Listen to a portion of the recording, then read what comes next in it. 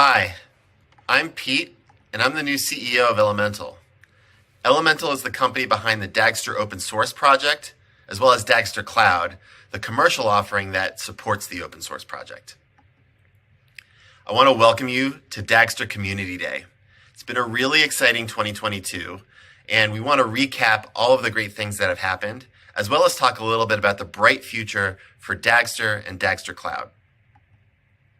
So today, we're going to talk about a bunch of different things. First, we're going to recap what happened in 2022. After that, you're going to meet our brand new head of engineering. After that, Sandy is going to talk about a new feature that's landed in the 1.1 release called declarative scheduling. Following that, we're going to talk about Dagster Cloud, specifically our serverless offering. We had released serverless into early access over the summer, and it's now 1.0. And the team is going to talk to you about all the improvements they've made to that product to stabilize it for 1.0. Following that, we're going to talk about an innovative new feature coming to a couple of our integrations. This takes some ideas from Infra-as-code and brings them to the data domain. So Nick Schrock and Ben Pankow are going to talk about that. After that, Rex is going to cover the state of the union for Dagster integrations. And we're going to wrap up with a community talk from community member Pedram Navid. So, let's talk about 2022. A lot of exciting things happened in 2022. Let's start exactly a year ago in December 2021. We announced Dagster Cloud and went to production with our first design partners. After that, in February, I joined the company. I joined the company to lead engineering, and I came from Twitter, which acquired the company that I co-founded many years ago called Smite. In March, we cut the 0.14.0 release, which included a number of features that really leveled up software-defined assets. This included our DBT integration, which really showed the power and capability of the software-defined assets paradigm. In June, we marked software-defined assets as production-ready, coming with our 0.15.0 release. Additionally, the company achieved SOC 2 Type 1 compliance. Following that in August, we had a big month. We launched our 1.0 release, which stabilized our core APIs and added some additional features to software-defined assets and other parts of the code base that really made for a solid 1.0 release that you can depend on. We also announced the general availability of Dagster Cloud. So now anybody can go and sign up for an account on Dagster Cloud and use it without talking to us. We announced all of these and many more things at our Dagster Day event, which was a very exciting and high energy moment for the community. This included announcements such as the Dagster Cloud serverless product, as well as our branch deployments feature. And just last month, we had some exciting new developments too. We dropped our 1.1 release, which included a number of new features and capabilities that we're going to talk about today. And we also launched our Dagster Partner Program, which I'm going to talk about a little bit later. And before we get there, I just wanted to highlight that Dagster Cloud is now enterprise ready. As of last month, we are SOC 2 Type 2 compliant, as well as HIPAA compliant. So we've had a number of our partners and customers asking us for these certifications, and I'm proud to say that we've achieved them, and we are ready to take on your most challenging workloads for the Dagster Cloud commercial product. Additionally, if you're interested in adopting Dagster Cloud at work, or Dagster open source, and you need some help, we have a number of great implementation partners that we've certified as part of our certified Dagster implementation partner program. This includes Brooklyn Data, Slalom, 4 Mile Analytics, Bytecode, and Fortisoft. Additionally, we're rapidly growing the community. So in the last year, we've seen both the size and the engagement on the Slack community double. This is backed up by a similar growth trajectory in our open source project. So we're seeing the number of people that contribute to GitHub increase 2x. This shows that we don't only have a highly engaged community of users, but they're actually contributing back to the project, which shows that we're really starting to develop a really healthy open source project. And finally, the users actually love our product. We measure Net Promoter Score, and we've achieved a 91, which is a really, really high score. So users really seem to like the product. Additionally, we're starting to see a real breadth of adoption of both Dagster and Dagster Cloud at a number of different organizations across, all different parts of the world, all different domains, and different industries and level of maturity. So very, very exciting to be building this community alongside these great partners. And also, there's now over 100 employers that are looking to hire Dagster engineers. So I think this is particularly exciting given the challenges that the tech industry has faced in the last year. The fact that over 100 employers are actively looking for people with Dagster experience really speaks to the growth of the project and the importance of data engineering as a discipline. So I've spoken a lot about the community. I've also mentioned that I am the new CEO of Elemental. And you might be asking yourself, what happened to Nick, the founder and original CEO of the company? Well, Nick hired me in February to lead engineering. And over the next couple of months, we started building the company together. And a lot of that culminated in Dagster Day in August, where we released our GA product and a number of other things. Throughout that process, Nick really started to feel like he wanted to lean in a lot more with customers and the technology and the product. And approached me earlier this year and asked if I would like to be CEO, given that I had been the CEO of a B2B SaaS business before and had really kind of started leaning in here at Elemental. And I was really excited to have the opportunity, and I decided to take the role of CEO. And Nick has moved to a CTO role where he's really hands-on on the technology and the customers. And he has really started ramping up quickly, as you can see by his GitHub activity. Just lots of pull requests landing, lots of exciting new design discussions happening on GitHub Discussions. You should go check those out. So thank you, Nick, for really leaning in on the technology, product, and customers. I think everybody's going to really appreciate it. So it's been great having Nick as a partner, and we're going to continue to have that partnership long into the future. So if I am now the CEO and Nick is a hands-on CTO, you might be asking yourself, who is leading engineering at Elemental? Well, I would like to introduce you to our new head of engineering, Bozmat Eldar, and she's going to give an introduction right now. So I'm going to hand it off to her. Hi, everybody. My name is Bozmat Eldar, and I'm very excited to join Elemental as head of engineering. One of the reasons that I joined Elemental is that I'm very passionate about engineering velocity and effectiveness. It's something I've naturally gravitated towards in my career.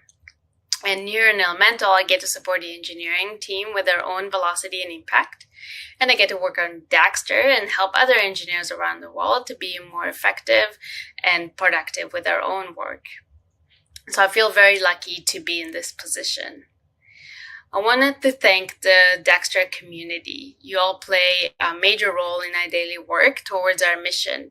With your input, your feedback, your questions, we managed to stay aware of what we're strong at and what we need to work on. And our strong relationship allows us to know your needs better so we can build better solutions. And so I wanted to thank you for being a great partner for us. I'm looking forward to up-leveling our support and resources for Dagster to make it easier and smoother to use the platform. I look forward to working with you all. Thank you for having me.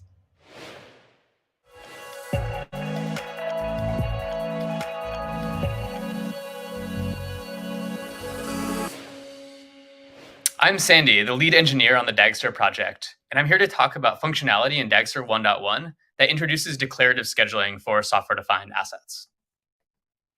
We use orchestrators to keep data assets like tables and machine learning models up to date.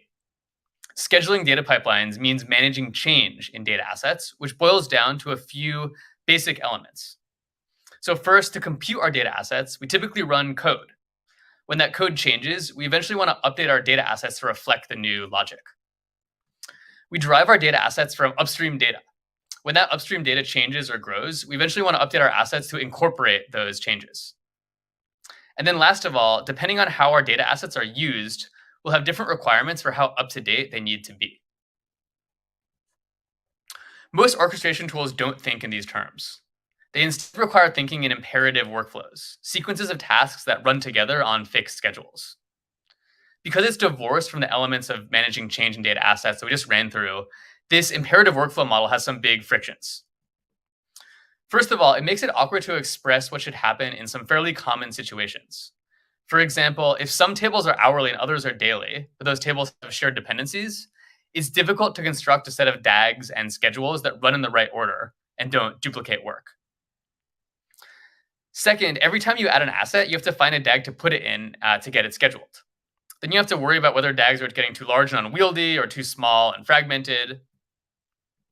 And last, you get alerted when your task fails, not when your data is out of date, which is often what you actually care about. If the system can retry and self-correct before the deadline, then nobody needs to get paged. Dagster 1.1 helps move beyond workflow-based scheduling by introducing a set of features that enable scheduling data pipelines in a declarative and asset-focused way. I'm going to take a deep dive into a few of these to give a taste of what this looks like. One of these features is freshness policies. You can now construct policies that specify how up-to-date you expect your assets to be, and then use those policies for monitoring, alerting, and scheduling. To understand how this works, let's look at a simple graph of data assets. This is a base table of events that we pull into our data warehouse from our app database, and these are two tables that summarize it for different business users. We want this first summary table to be pretty up-to-date. Events are constantly streaming into our production database, and we want them to be pulled into our data warehouse and represented in this table within 5 minutes of when they arrive in production. The second summary table is more expensive to compute, and we only actually care about looking at it once per day, which is at a team check-in meeting that happens at 9 a.m. So we set freshness policies on these assets. And the way that we do that is in code.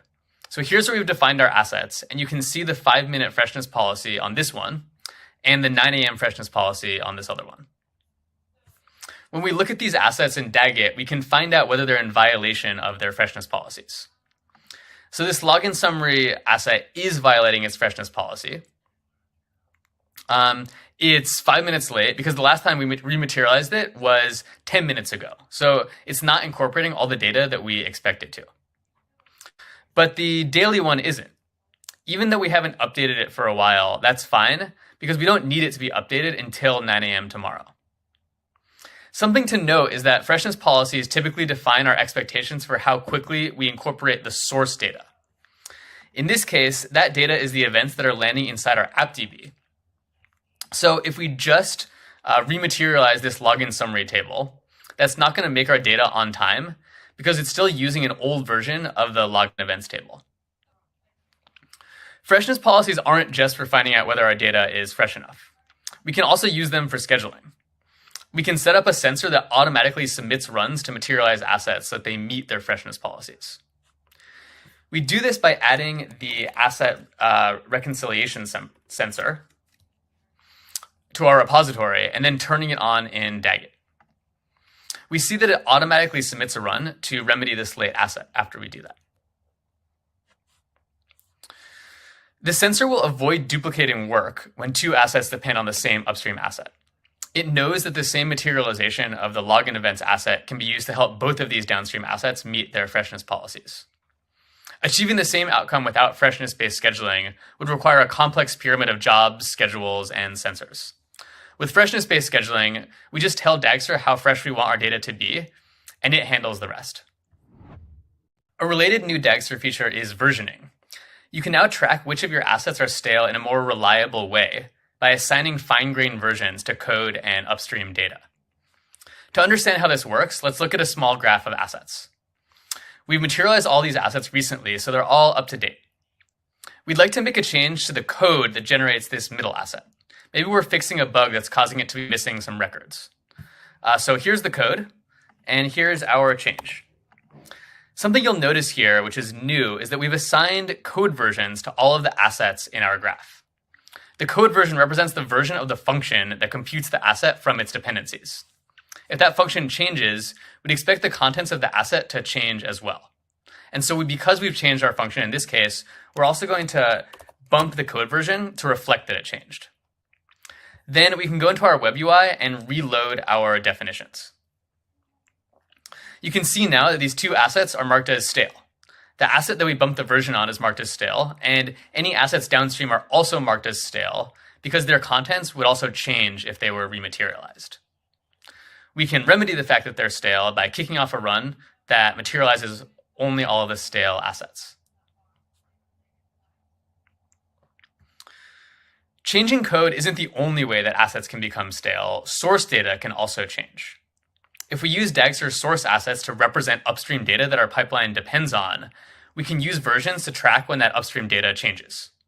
So in this asset graph, we have a single source asset that corresponds to a file on our file system. We've versioned this source asset by writing an observation function, which looks at the file and returns a value representing its version. In this case, we look at the last modified timestamp of the file and use that as its version. An alternative strategy could be to take a hash of the contents of the file. In the web UI, we can then click on this button to observe our source asset. So that's going to run our observation function and then pick up the latest version. In this case, nothing changes because the file has the same modification timestamp as the last time that we observed it. So now let's try making a modification to this file. We'll observe it again. This is going to pick up the new version and mark all of the downstream assets as stale. We can launch a run to materialize these stale assets and make them fresh.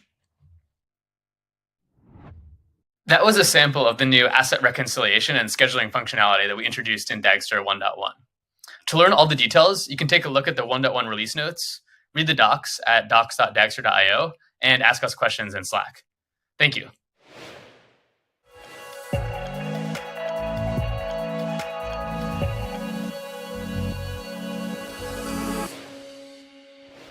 Hi everyone, I'm Shalab and I'm an engineer. I work in Dagster Cloud and I'm going to talk about serverless deployments. A few months ago we launched serverless and called it early access. Today we are ready to call it 1.0. Over the last few months we've made a number of reliability improvements, bug fixes, and added new features, some of which we're going to show you today.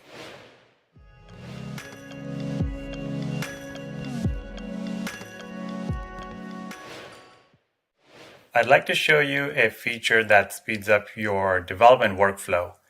In front of me, I have a Dagster Cloud deployment setup. On the right, you can see the asset graph. On the left, you can see the definition for those assets. I am going to add a new asset and commit my change.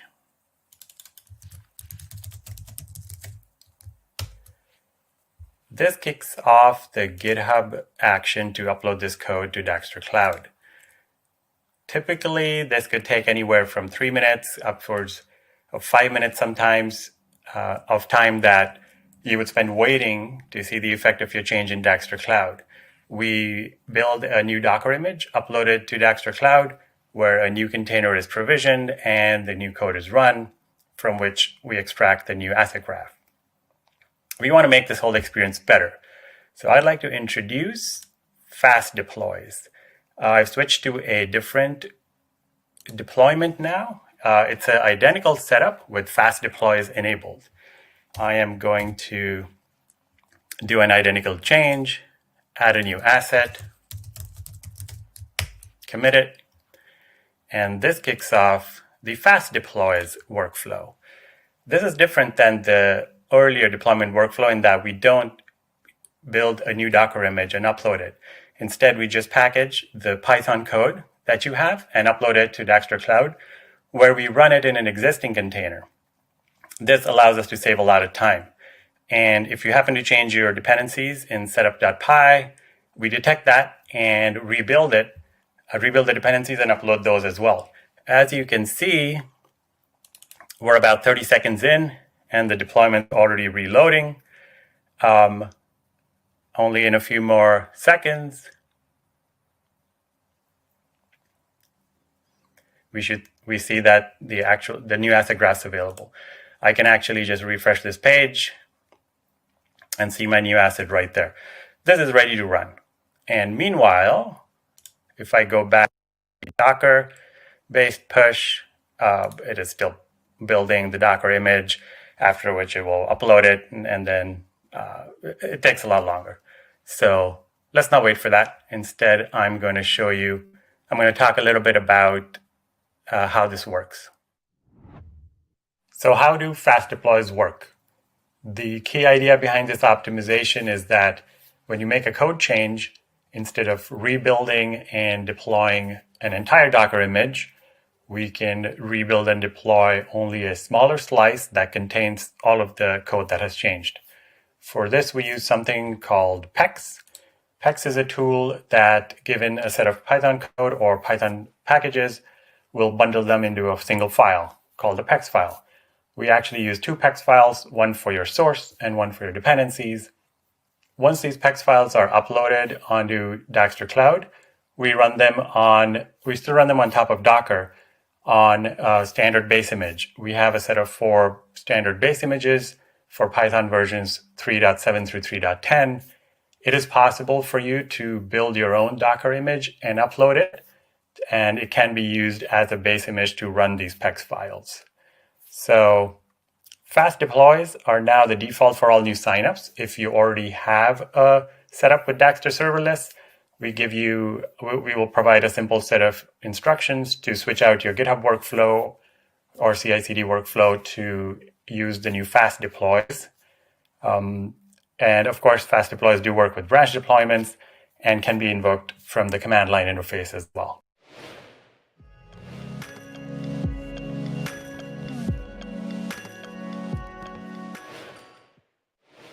I'm now going to show you how you can store secrets in Dagster Cloud and use them in your Dagster jobs.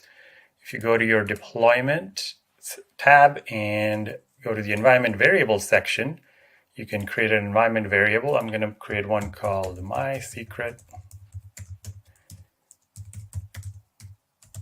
and give it a value secret value. Save everything else as is. And while that's updating, I already have an asset created that uses the secret. All it does right now is extract this environment variable and print it out to the logs. I just did a run earlier for this asset, and since I didn't have anything defined, as you can see, my secret is set to none. Now that our definitions are reloaded, I'm going to materialize this asset again.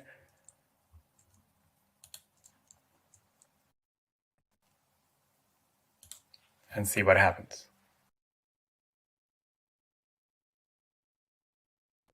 So the job's finished running, and here I can see that it did in fact get the secret value out.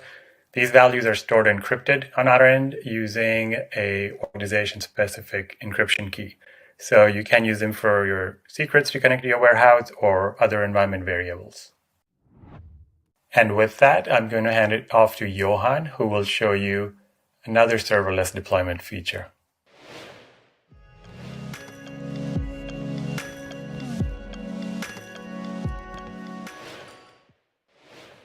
Hi, I'm Johan.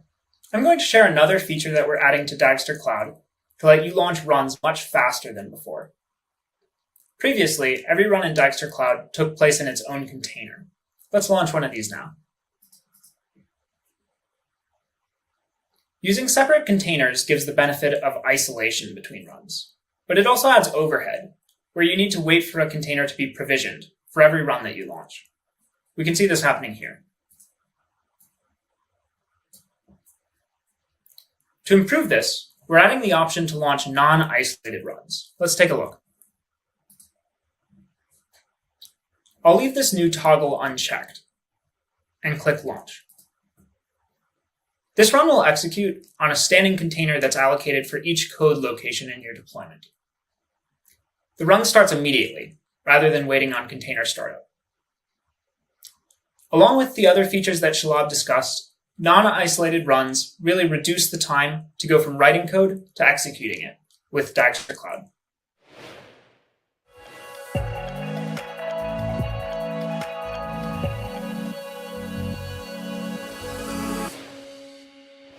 Hi everyone, my name is Ben and I'm an engineer working on Dagster. Today, along with Nick, I'm excited to share our new data ingestion as code functionality for our Airbyte and Fivetran integrations. This feature allows you to manage your Fivetran and Airbyte connections without leaving your Python codebase. This approach provides a whole host of benefits to teams both large and small, including faster spin-up, letting you bypass time-consuming and often error-prone UI interactions, the ability to version your assets alongside the rest of your Python code, and the corresponding capability to make changes with confidence, including a full dev cycle of reviewing, merging, and reverting changes as needed. And finally, native integration with Dagster assets, making it easy to connect ETL ingestion with any upstream or downstream dependencies. Let's take a look at what this looks like using Airbyte. To get started, we'll go ahead and spin up Airbyte locally using Docker Compose. Here we have our empty Airbyte instance. Let's get started by syncing some data from GitHub to Snowflake. We'll do this using the traditional UI-based flow. We'll start by choosing our source type. Here we'll use GitHub. And then we'll input some credentials and other config information. Then we have to do the same for the destination. Finally, we have to manually select the list of data streams to sync. This process gets unwieldy as the number of sources and destinations grows, and modifying live connections in the absence of versioning can be a nerve-wracking affair. Let's see what it looks like defining that same connection in Python code. We'll head over to our editor, where we have a bare-bones Dagster repository. Here, we have an Airbyte resource that's pointing at our local Airbyte instance.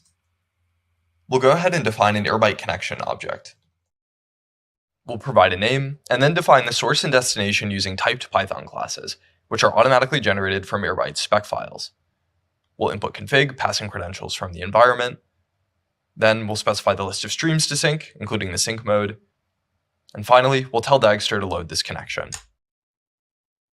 Let's see how we can load that connection, which we define in Python code, into our Airbyte instance. In our terminal, we can run Dagster Airbyte check, pointing it at our Dagster repository, to generate a diff between the config that we've defined locally and what's live in our Airbyte instance. Here, we can see we're creating GitHub source, a Snowflake destination, and our GitHub to Snowflake connection. If we instead run Dagster Airbyte apply, this will reconcile the changes, applying our config and generating our connection in our Airbyte instance. After a couple of moments, we can go back to Airbyte and refresh, and we'll see the connection we defined in Python code. If we move over to our Dagster instance and reload our asset definitions, we can see a new set of software-defined assets associated with the tables that Airbyte's generating in our destination in Snowflake. If we click on them, we even get metadata such as the table schema that Airbyte's going to generate once we run a sync. Selecting our assets, we can go ahead and kick off a materialization, which under the hood is going to kick off a sync of the Airbyte connection.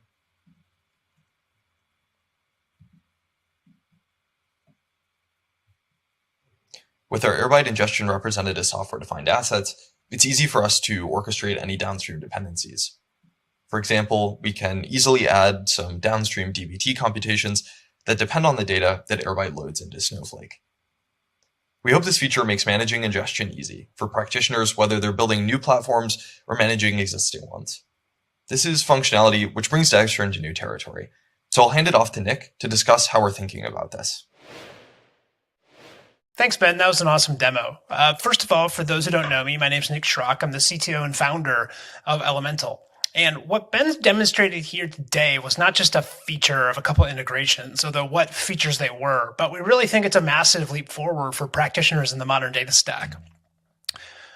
So why do we think that? Well, what this demo showed is that now ingestion tools can be a first-class citizen in your engineering workflow. You can manage their behavior in modern typed Python. You can manage change with source control and get all the associated benefits, CI/CD. You can review changes. You can roll them back. You can test them. You can build your own abstractions on top of them. And Dagster remains the source of truth for your asset definitions rather than having them be defined as state in a managed service or app. This is the way that engineers want to work. But this will not end with Airbyte, Fivetran, and other ingestion tools. There are and will be other managed services that define and control the behavior of asset definitions within their tool. The question is, how do you want to manage change with those tools? In other words, What manages the managed services? Let's start with our fundamental assumptions. We at Dagster believe a few things, and our work is centered around these beliefs. Dagster is for those, and we believe that data management is a software engineering discipline. And that means that all data assets should be defined in software, meaning code, because data assets are fundamentally business logic. And this change in these systems, because it's software, should be managed through the software engineering lifecycle. So how does that apply to these ingestion tools and other managed services? Well, let's talk about this device.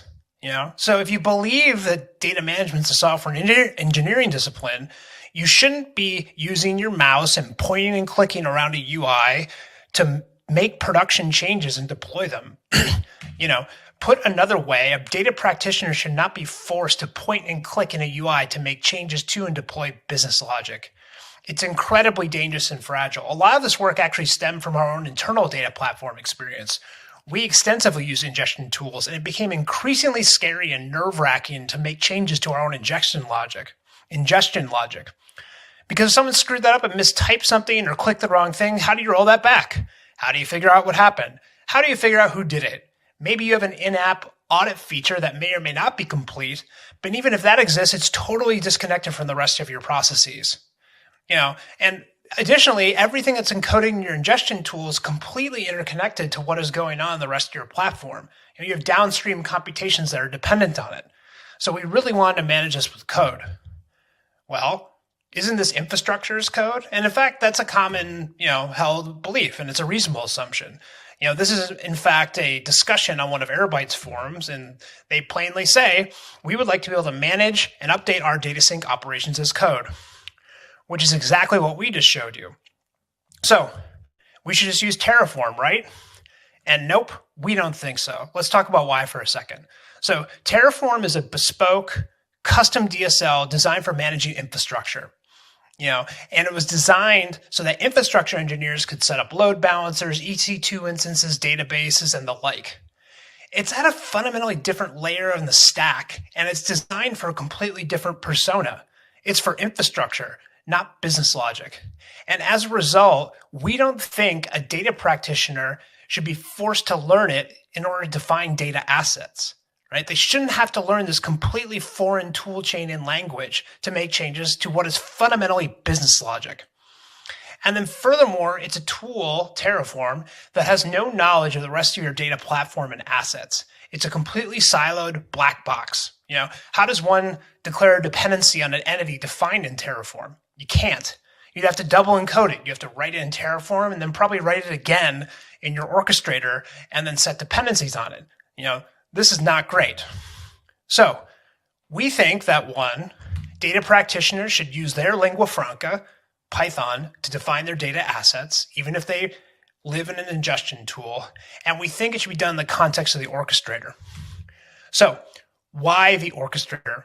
Well, one, we believe that the orchestrator is the ultimate source of truth for defining and operating your data assets.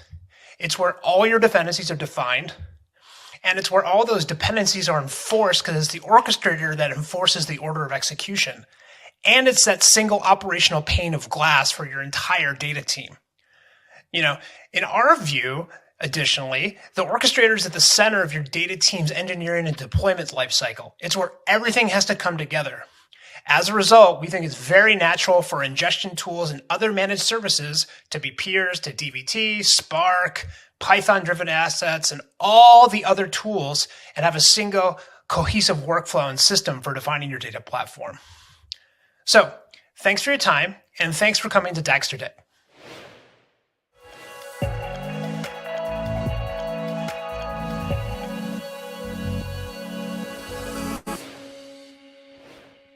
Hey everyone, my name is Rex, and I'm an engineer working on Dagster.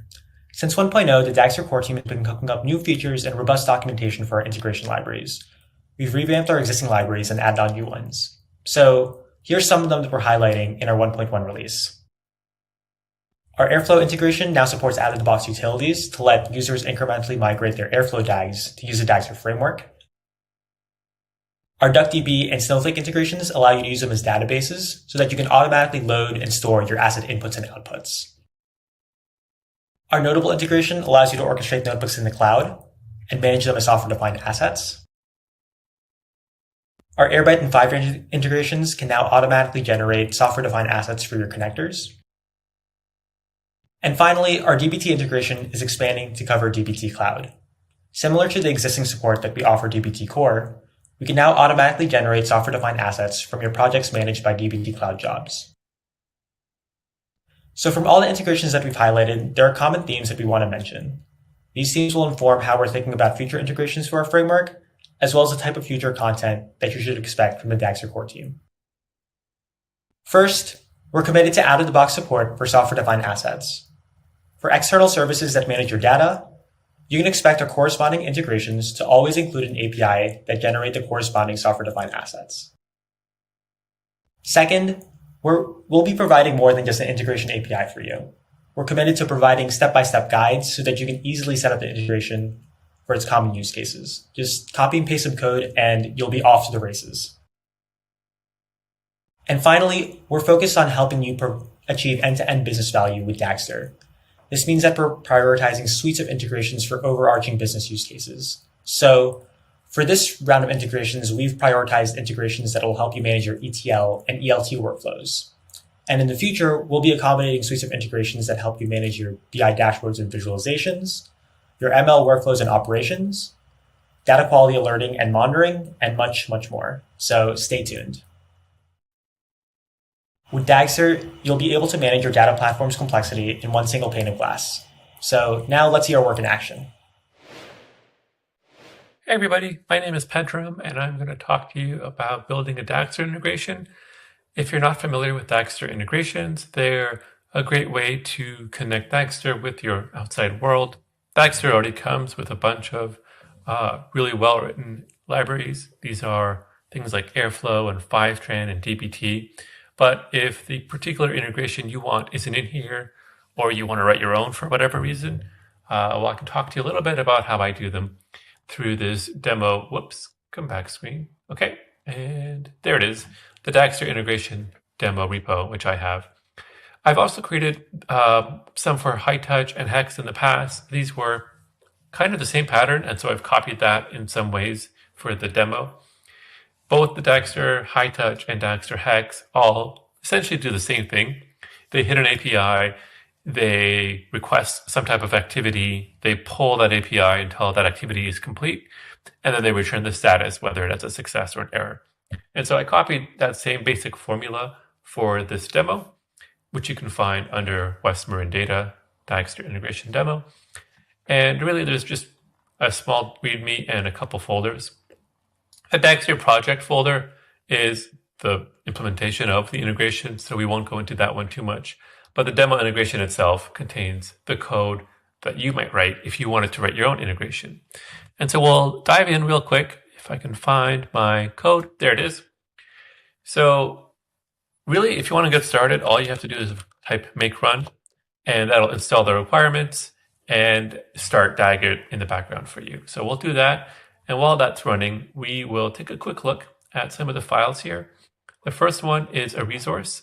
Let's just close that and that and that.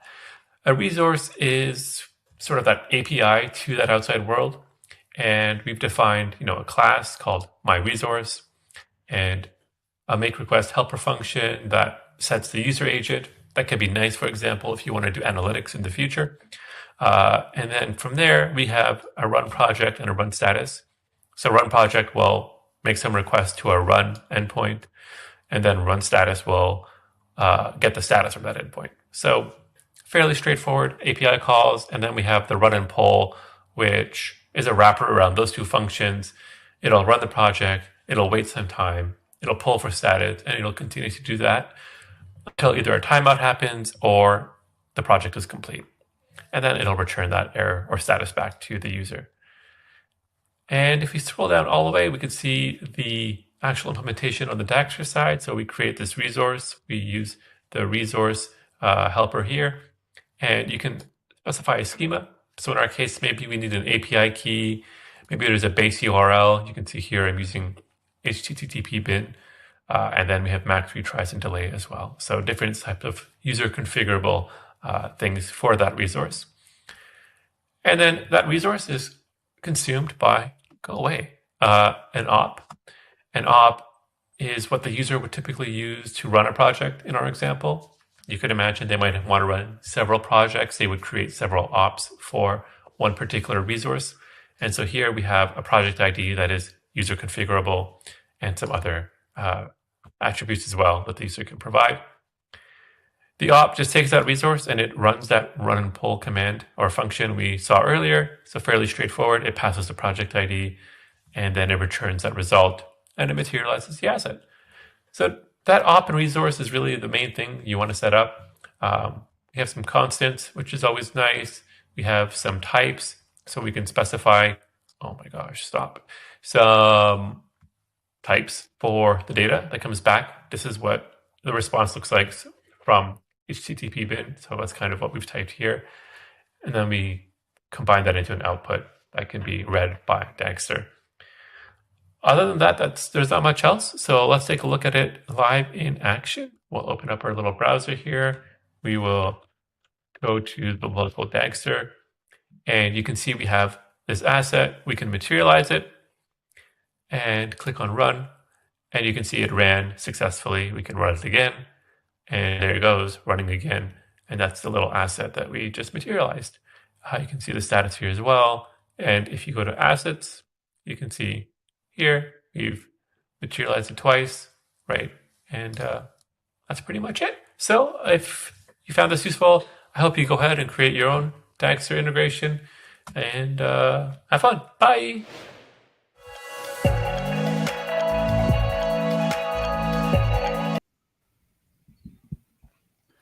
Hello, everybody, and welcome back to the studio. My name's Fraser. I am the head of marketing for Elemental, and I'm here with some of the folks that you saw in today's presentation. So Rex, engineer on the Dagster project, our founder and CTO, Nick, and at the end of the sofa there, Pete, our newly minted CEO. And maybe we'll go to that as the first question today. As you've both changed roles, do you want to share a little bit about how that transition is going? It's totally awful. I hate no. No, this is. It's been. It's an absolute joy. I've been able to, hand over the reins of the company to someone I respect and trust a lot with shared values, and I am able to focus on product and technology and work with our customers. So it's really a dream come true. Yeah, it feels like putting on an old pair of shoes. It's a lot of fun being CEO. You get to you obviously have like a lot of scope, and we've been just feeling this increase in velocity in both the open source project as well as the commercial product and the company overall. And it's just been really fun to see to be a big part of that and watch you ramp up as CTO and start to make a lot of changes in the code base. So far so good. Early innings here, but it's been a blast, and I think everything's going great. And so we're actually in the studio here in New York City at WeWork, and Bosmat is actually here in the room next door, but we thought it was a bit earlier to bring her onto the sofa and grill her with questions. That said, if you do have questions and you want to send them through, feel free to post them there in the chat on YouTube. So the next question really is for Rex. What's with the upcoming integrations? We saw some of the news on the ones that are out, but what's in the pipe? Yeah, so for our existing integrations, we'll be continuing to support the new concepts like brushless policies out of the box for integrations like DBT. We'll be continuing to support IO managers out of the box for libraries like BigQuery and Redshift. And we'll also be standardizing a lot of our API interfaces so that you can expect the same sort of patterns regardless of which library you use. Excellent. Same question for you, Nick, now that you're in the CTO seat. What's keeping you busy? Well, like I said, I'm working on the product and talking to customers a lot more. I think that my primary focus actually is that, we've been building Dagster up for a while, and there's kind of like duplicative concepts and frictions in the onboarding process, and some of the constructions aren't as elegant as we would want. And that's not just a problem for new users, it's actually a problem. So many of our users today are critical tech leads at companies that have lots of stakeholders. So we're not the only people who have to onboard people. Our champions in those companies do. My first project, the first initiative worked on was actually, there was a GitHub discussion about it actually, which is really fun, actually designing in public with the community. But, effectively eliminating the notion of workspace and repository from our ramp up process completely. And so, 2 concepts down, a few to go. You can inspect in the future kind of, a bunch of themes in improving our programming model, less magic strings, less concepts, leaning into Python typing, which we think is like really important. Little known fact, when we started the project, we actually supported Python 2. And I think a lot of the decisions stem from that, not being able to leverage Python 3 features. And also, I'm really excited about what Ben demoed, and I talked about briefly, which is this infrastructure as code-esque layer integrated with the orchestrator, because of the nature of how the modern data stack is evolving. And you'll see Dagster, especially as we evolve the resource system, become much more, at minimum, infrastructure curious. And I think since the infrastructure that modern data stack and modern data platforms rely on are so inextricably linked to the business logic. And we're just, really excited about that. And that's related to like branch deployments and Dagster Cloud, which we think is a revolutionary feature, but we need to work out some ergonomics. So anyway, I could keep talking for a long time, but I'm super excited about those initiatives in particular. And then, yeah, no, that's perfect. I will take the same question to Pete. So Pete, you've now taken the CEO role. What's your focus kind of day to day now, and where do you see the big improvements for the platform as a whole? Yeah, that's a great question.